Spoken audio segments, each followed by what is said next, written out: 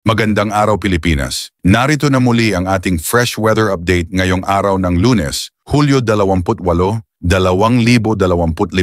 mula sa Pag-asa. As of alas 3 ng umaga kanina, dalawang malalakas na bagyo ang kasalukuyang nasa labas ng Philippine Area of Responsibility o PRR at parehong binabantayan ng maigi dahil sa posibleng epekto sa ating panahon. Unahin natin si Tropical Storm Komay na dati nating nakilala bilang Emong. Matatagpuan ito sa layong 785 kilometro, hilaga silangan ng extreme northern Luzon at may lakas ng hanging umaabot sa 75 kilometro bawat oras, habang ang bugso ay kayang umabot ng 70 kilometro bawat oras. Mabagal itong kumikilos pa northwest sa bilis na 15 kilometro bawat oras, pero kahit wala ito sa loob ng bansa, nararamdaman natin ang epekto nito sa habagat. Mas malayo man, mas malakas naman si Typhoon Krosa na nasa 2,455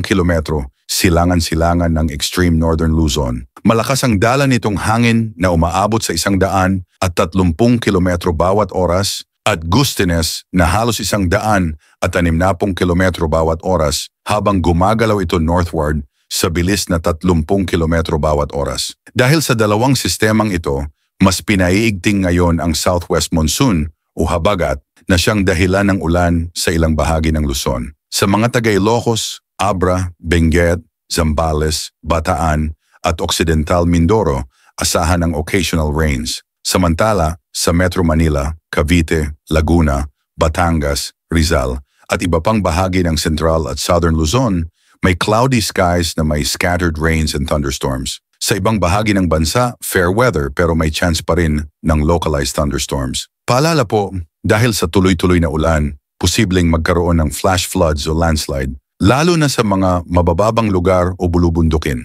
Sa coastal waters, rough to moderate ang alon, lalo na sa northern at western Luzon. Iwasan na muna ang laot, i-like at mag-subscribe para sa susunod na update. Dito lang sa PWD, ang ulat panahon na hindi ka iiwan, rain or shine. Ingat Pilipinas!